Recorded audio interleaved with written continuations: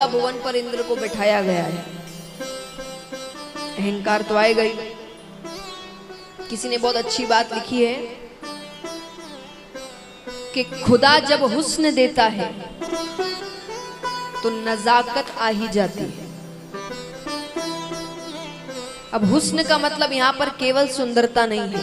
हुस्न मतलब सुंदरता, ज्ञान, पद, प्रतिष्ठा, नाम, शोहरत, धन, दौलत, ये सारी चीजें।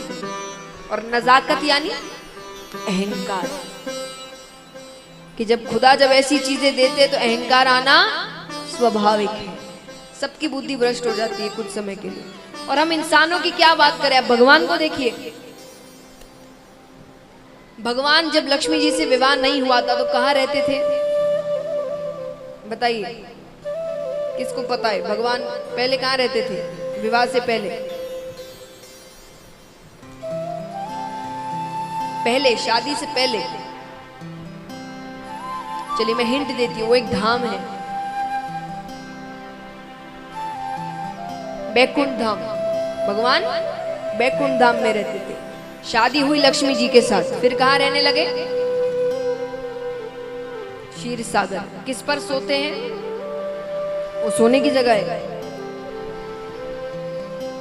महल इत्यादि छोड़कर किस पर सोने आए वो? शेषनाग पर। कब से? लक्ष्मी जी कौन है? लक्ष्मी जी से विवाह करने के बाद भगवान ने कैसी हरकतें करी? तो देखिए, भक्तों ने लिखा है कि अगर कोई साधारण व्यक्ति धनवान होने के बाद या नाम शोहरत मिलने के बाद थोड़ी ऐसी वैसी हरकतें करे तो इतना चौंकने की बात नहीं है। क्यों नहीं है? वो कहते हैं कि अंध रमा संबंध ते होत न अचरज कोई। कि अगर साधारण व्यक्ति लक्ष्मी से संबंध जुड़ने के बाद ऐसी वैसी हरकत करे तो अचरज मत करो। कि अंध रमा संबंध ते होत न अचरज कोई। क्यों? क्योंकि कमल नयन नारायण हूं रहे सर्प पे सोए।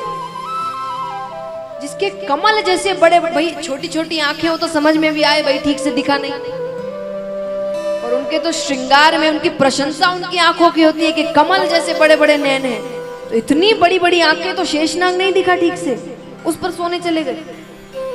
तो जब भगवान ऐसी वैसी हरकतें कर रहे हैं लक्ष्मी जी से संबंध जुड़ने के बाद, हम और आप तो करेंगे। तो इंद्र की इस हरकत पर ये बताया, तर्क दिया गया कि जब खुदा जब हुस्न देता है तो नजाकत आ ही जाती, अहंकार आना स्वाभाविक है। तो इंद्र ने माला फेंक दी, वो चले जाते हैं। अब दुर्वासा ऋषि उसी रास्ते से वापस आ रहे थे, उन्होंने अपनी माला पहचान ली। बहुत क्रोधित होते हैं इंद्र, वहीं खड़े खड़े कहते हैं कि तुम्हें जिस 3 लोक 14 भुवन का इतना नाज है ना, इतना अहंकार है, मैं श्राप देता हूं तुमसे छीन लिया जाए। अब देखिए, ऐसे तो देवताओं को सब पसंद करते हैं, पर देवताओं के पीछे भी एक व्यक्ति हर वक्त लगा रहता है। कौन है वो? शुक्राचार्य जी। ये दैत्यों के गुरु हैं। ये मानव देवताओं के पीछे ही घूमते रहते हैं कि कब किसी को श्राप मिले और मैं उसका फायदा उठाऊं। तो शुक्राचार्य जी यहाँ दैत्यों से कहते हैं कि इंद्र अभी श्रापित है, आक्रमण कर दो। दैत्यों ने आक्रमण किया, 3 लोक 14 भुवन दैत्यों के पास चला गया। अब देवता भगवान के पास जाए, क्या करे? भगवान कहते युद्ध तो कर नहीं सकते, इंद्र को श्राप मिला हुआ है, तो क्या करें? बोले काम करो, दैत्यों के साथ मित्रता कर, और मित्रता कर कर उनसे कहना हम समुद्र मंथन करेंगे, तो जो भी चीजें निकलेंगी आदि आदि बांट लेंगे। अब समुद्र मंथन में से दोनों को पता था अमृत निकलने वाला है, तो भगवान ने कहा अमृत मैं तुम सबको पिला दूंगा, फिर युद्ध करना, फिर नहीं हारोगे। ठीक है, दैत्यों से कहा जाता है, वो भी मान जाते, क्योंकि उन्हें भी पता था समुद्र मंथन ना अकेले देवता कर सकते ना अकेले दैत्य कर सकते, दोनों को मिलना ही पड़ेगा, और दोनों को अमृत चाहिए। वो इस लालच में, उन्हें अमृत मिल गया तो 3 लोक 14 भुवन फिर चले जाने का कभी डर ही नहीं है उन्हें, मान गए। तो अब मंथन आरंभ करने जा रहे हैं। मद्राचल पर्वत को बीच में रखा गया, बासुकी नाग को रस्सा बनाया गया, बीच में रखते हैं। अब देखिए, दैत्य बहुत शक्तिशाली है, बहुत शक्ति है उनमें, बल बहुत है, लेकिन मूर्ख है, दिमाग बिल्कुल भी नहीं है। और भगवान में दोनों है। भगवान को पता है कब बल का प्रयोग करना है और कब दिमाग का प्रयोग करना है। सफलता तभी प्राप्त होती है, हर वक्त बल के प्रयोग से नहीं होती, कभी कभी दिमाग भी लगाना पड़ता है। तो भगवान ने क्या दिमाग लगाया? भगवान ने देवताओं से कहा कि तुम जाकर नाग का जो मुख है उसके सामने खड़े रहो और जिद करो कि हमें मुख की तरफ खड़े रहना है। अब दैत्य मूर्ख है। दैत्यों ने सोचा कि विष्णु बड़ा चालाक है, जरूर मुख के सामने रहने से कोई फायदा हो रहा है। तो दैत्यों ने कहा नहीं, हम अभी राजा हैं, हम मुख की तरफ रहेंगे। भगवान ने कहा भाई चलो ठीक है, बात तो सही है, राजा तो यही है, आप चले जाइए, हम पीछे हो जाते हैं। देवता पीछे चले गए। अब मंथन आरंभ करेंगे तो पहले तो पर्वत ही डूबने लगा। तब भगवान ने कच्छप अवतार लिया, कछुए का रूप, और अपनी पीठ पर भगवान उस पर्वत को रखते हैं। अब मंथन आरंभ कर रहे हैं तो मंथन के लिए क्या करना पड़ेगा? दोनों को नाग को खींचना पड़ेगा। तो जैसे ही नाग को खींचते हैं सबसे पहले उसके मुख से विष निकलता है। उस विष से कितने दैत्य वहीं मारे गए। अब बाकियों पीछे को जब तक समझ में आई चीज वो पीछे हटते हैं, थोड़ा विष बच जाता है। अब देखिए कोई भी चीज वापस समुद्र में नहीं जा सकती, सबका इस्तेमाल करना पड़ेगा। विष का कौन करे, कोई लेने को तैयार नहीं। तब भगवान ने देवताओं से कहा महादेव जी के पास जाओ। महादेव जी से कहा गया आप विष ग्रहण करिए।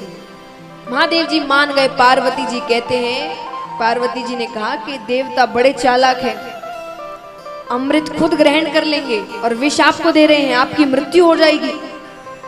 महादेव जी ने कहा जग कल्याण के लिए मृत्यु हो भी जाए तो क्या दिक्कत है। माता समझ गई ऐसे ये समझने वाले नहीं तो कैसे, अब रोकने वाले भी नहीं। तो माता ने कहा एक बात कही सुनिए, आप मुझसे प्रेम करते हैं? बोले बहुत। तो आपके शरीर में मेरा स्थान कहाँ है? बोले हृदय में। पार्वती जी ने कहा मैं आपके हृदय में रहती हूँ? बोले हाँ। तो बोले वो विष तो गले से हृदय में भी उतरेगा? बोले उतरेगा। बोले मेरी भी मृत्यु हो जाएगी, आप पर पत्नी हत्या का कलंक लगेगा। भोले बाबा भोले हैं ना बहुत। तो माता ऐसे समझा रही है। तो माता ने कहा आप पर तो कलंक लग जाएगा। भगवान कहते हैं सही बात है। महादेव जी ने कहा ठीक है, मैं उसको गले से नीचे उतरने ही नहीं दूंगा। तो महादेव जी ने उस विष को गले पर ही रोक लिया। तब से उनका नाम पड़ा नीलकंठ। बोले नीलकंठ महादेव की। तो महादेव जी विष ग्रहण करते हैं पर उसको गले से नीचे नहीं उतरने देते। अब मंथन कर रहे हैं। मंथन में कई चीजें बाहर निकलती है। उच्च श्रेवा घोड़ा निकलता है, कामधेनु गाय निकलती है, ऐरावत हाथी निकलता है। सब कुछ ना कुछ ले रहे हैं, कुछ देवता ले रहे हैं, कुछ उसमें से लक्ष्मी माता भी निकलती है। लक्ष्मी माता समुद्र मंथन में से बाहर आई थी, हाथ में वरमाला ली। अब वरमाला लिए बाहर आई तो सब सज धज कर खड़े हो गए कि किसके गले में वरमाला जाए। देवता खड़े हैं, दैत्य खड़े हैं, ऋषिगण कई खड़े हो गए, माता सब, भगवान पीछे खड़े हैं। उनको सब सच तो पता ही है। भगवान कहते कर लो जितनी कोशिशें करनी है। तो माता आती है, सबसे पहले देवताओं के सामने से जाती है। माता ने कहा ज्ञानी है, शक्तिशाली है, पर बहुत अभिमानी है, इतना अहंकार है इनके अंदर अपनी चीजों का। चली जाती है। ऋषिगण दिखते हैं। माता ने कहा बलशाली है, ज्ञानी है, अहंकार भी नहीं है, पर क्रोधी है, बहुत जल्दी गुस्सा आ जाता है। चली जाती है। दैत्य सामने आते हैं। माता ने कहा बलशाली है पर मूर्ख है, ज्ञान बिल्कुल नहीं है। सब खत्म। तब भगवान सामने आते हैं। माता भगवान को देखती है, बलशाली है, ज्ञानी है, प्रेमी है, सरल है, विवेकी है, सारे गुण हैं इनमें तो। और माता ने विष्णु भगवान के गले में वरमाला डाला। लक्ष्मी नारायण भगवान की। दोनों का विवाह हो जाता है। अब फिर मंथन करते हैं तो उसमें से अमृत निकलता है। अब अमृत के लिए दोनों झगड़ने लगे। तब भगवान ने मोहिनी रूप ग्रहण किया। भगवान इतने ज्यादा सुंदर लग रहे हैं, इतने ज्यादा सुंदर लग रहे हैं। और देखिए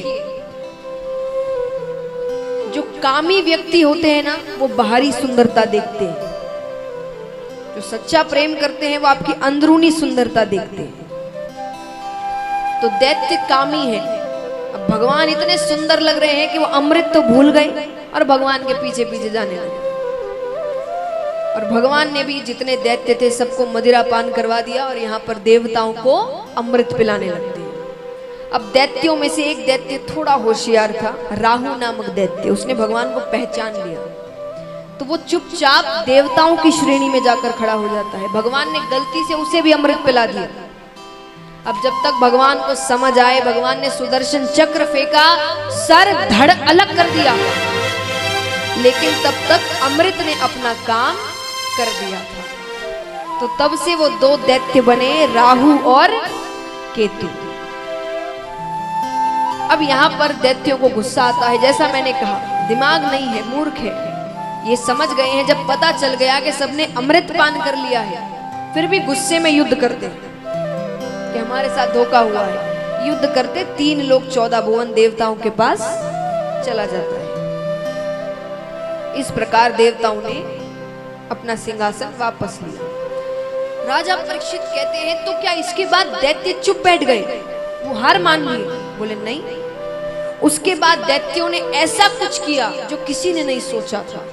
क्या किया? बोले दैत्यों ने धर्म का कवच पहन लिया। दैत्य सत्य की राह पर चलने लगे, यज्ञ इत्यादि करने लगे, पूजा पाठ करने लगे। धर्म इसीलिए देखिए भगवान ने रावण को, कंस को, सबको मारा है, बलि को मारा नहीं। क्यों नहीं मारा? क्योंकि मार नहीं सकते थे। वो गलती ही नहीं कर रहा था, उसने कोई पाप नहीं करे थे। तो महाराज अब यहाँ पर सब धर्म का कवच पहन के बैठे हैं, सब पूजा पाठ यज्ञ इत्यादि कर रहे हैं। बलि को दैत्यों का राजा बनाया गया। राजा परीक्षित ने कहा, इतने बड़े बड़े दैत्य हैं तो बलि को राजा क्यों बनाया गया? बोले क्योंकि उसी के कारण उन्हें वापस 3 लोग 14 भुवन मिल गया था। कैसे? बलि अपने पिछले जन्म में एक डकैत थे, डाकू। उन्हें पता चला किसी गांव से कोई सेठ जी अपने साथ बहुत सा धन लेकर जा रहे हैं और बीच में एक जंगल का रास्ता है और धन उनके पास इतना है कि अगर किसी ने भी चुरा लिया तो उसे जीवन भर चोरी करने की जरूरत नहीं, वो बैठकर जीवन जी सकता है अपना। डकैत बलि ने सोचा ये अच्छा मौका है, आखिरी चोरी करते हैं,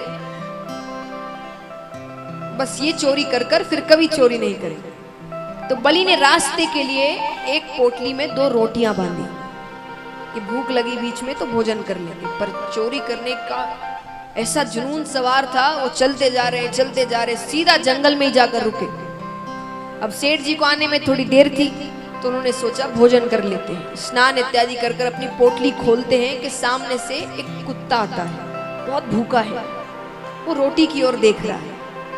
बलि को दया आ गई, उन्होंने अपनी एक रोटी उस कुत्ते को दे दी, उसने तुरंत खा ली।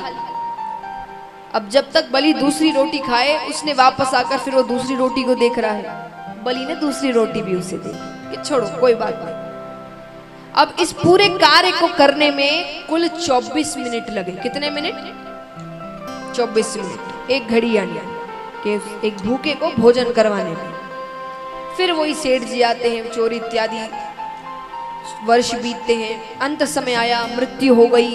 यमराज चित्रगुप्त के पास जाते हैं, बताओ कितने पाप किए, कितने पुण्य किए? चित्रगुप्त ने कहा जीवन भर पाप ही पाप किए हैं, सिर्फ 24 मिनट का पुण्य किया है। एक भूखे को भोजन करवाया है इसने। ठीक है, यमराज ने कहा पहले क्या भोगना चाहते हो, पुण्य की पाप? अब उसी रास्ते से शुक्राचार्य जी जा रहे हैं। शुक्राचार्य जी ने कहा कह दो पुण्य। बलि ने कहा पुण्य। क्या करना चाहते हो? जैसे मैंने बताया स्वर्ग में आपकी इच्छाएं पूरी होती हैं। तो यमराज ने पूछा क्या करना चाहते हो? शुक्राचार्य जी ने कहा कह दो इंद्रासन पर बैठना है।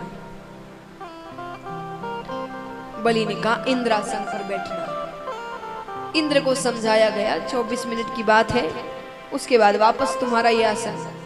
ठीक है, बैठाते हैं। अब बैठने से पहले शुक्राचार्य जी ने कानों में कुछ कहा उसके। उसने कहा ठीक है, मैं ऐसा ही करूंगा। चले जाते हैं। अब जैसे ही आसन पर बैठते हैं कि बुद्धि भ्रष्ट हो जाती है। वही बात, खुदा जब हुस्न देता है तो नजाकत आई जाती है। ये सब चीजें मिले तो दिमाग चलना बंद कर देता है। अब क्या करना था वो क्या कर रहा है। जैसे ही बैठा आसन पर, अप्सराओं से कहते नृत्य करके दिखाओ, भोजन लेकर आओ, ये करो, मेरी सेवा करो, ये लेकर आओ, वो लेकर आओ, वस्त्र लेकर आओ। शुक्राचार्य जी ने कहा क्या करने को भेजा और ये क्या कर रहा है। वो 10 मिनट ऐसे ही गवा देता है। शुक्राचार्य जी क्रोधित हो रहे हैं। नीचे एक छोटा सा पत्थर रखा था, उन्होंने पत्थर उठाया और खींचकर मारते हैं। सर पर चोट लगी।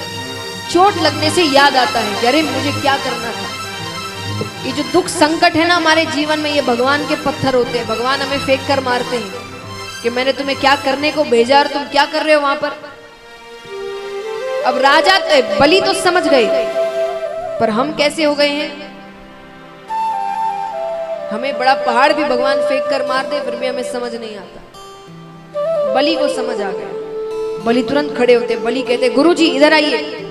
शुक्राचार्य जी आते हैं, हाथ में जल दीजिए। जल देते हैं। बलि कहते हैं ये 3 लोक 14 भुवन, इसका राजा भी मैं हूं, मालिक अभी मैं हूं। सब देवता वहां खड़े थे। सबने कहा 10 मिनट के लिए तो तुम ही हो। तो बोले ये 3 लोक 14 भुवन मैं अपने गुरु जी को दान में देता हूं। 3 लोक 14 भुवन शुक्राचार्य जी को दान में दे दिया। तो दैत्यों के पास फिर से पुरासन आ गया। अब क्या करें। तब देवताओं की माता दिति के बारे में कल मैंने आपको बताया। दिति दैत्यों की माता है, हिरणाक्ष हिरण्यकश्यपु। अदिति देवताओं की माता है, जो 12 देवता 12 आदित्य हैं उनकी माता है अदिति। वो भगवान से बहुत प्रार्थना करती है, पूजा पाठ करती है कि मेरे बच्चों को उनका स्थान वापस दीजिए। तो उनकी प्रार्थना स्वीकार करके भगवान उनके घर पर जन्म लेते हैं। जन्म यानी अवतार ग्रहण करते हैं। तो भगवान वामन अवतार ग्रहण करते हैं। छोटे से भगवान, बटुक रूप भगवान का। धोती पहनते, हाथ में भिक्षा पात्र है, एक लकड़ी का दंड है। और यहाँ पर बलि राजा एक बहुत बड़ा यज्ञ करवा रहे हैं। यज्ञ से पहले दान इत्यादि सब कुछ किया। भगवान को आने में थोड़ी देर हो गई तो भगवान आकर आवाज लगाते हैं दान के लिए। राजा वो आवाज सुनते ही उठते हैं। शुक्राचार्य जी ने कहा जितना दान करना था कर दिया, अब सब यज्ञ के बाद बैठ जाइए। राजा बैठ जाते हैं। तब भगवान